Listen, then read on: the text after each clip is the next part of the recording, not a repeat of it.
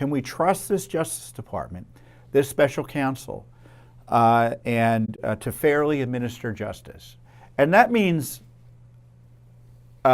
ensuring that Joe Biden and Hunter Biden aren't above the law, but also that they're not abused as well. And that's the concern here, and that's kind of the irony of this this crazy situation with Joe and Hunter. And you know, and the thing about this gun charge, which is so outrageous, is they've been sitting on it for 5 years. 5 years. I think this gun issue first erupted in 2018, if I recall.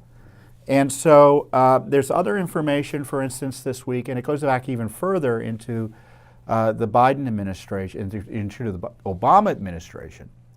One thing to remember is that the Biden corruption story is an Obama corruption story, because all the issues we're talking about, the Obama gang, they knew full well what Joe was into and the problems that Hunter was causing in terms of national security and foreign policy. And there's a new story out of our justthenews.com. I should have printed it out and highlighted some details for you, but you can look it up. Our friend John Solomon, the great journalist, investigative journalist, has a story out. There's a whistleblower with one of the big financial firms that had been asked to work on a Hunter Biden-related bond deal.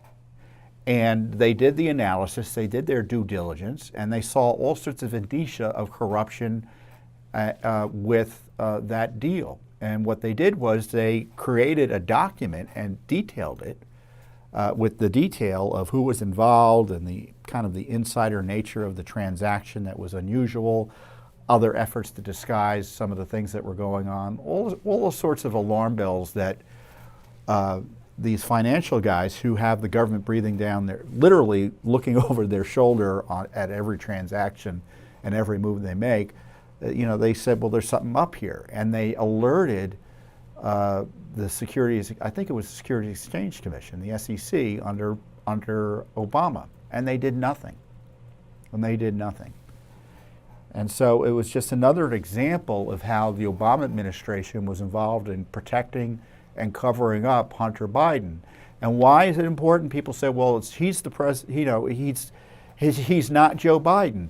Why it's important is because the other evidence is Hunter was funding Joe's lifestyle and taking care of Joe directly, complained to a family member as is infamously been highlighted in the laptop about Joe getting 50% of his money. And of course you have the 10% for the big guy.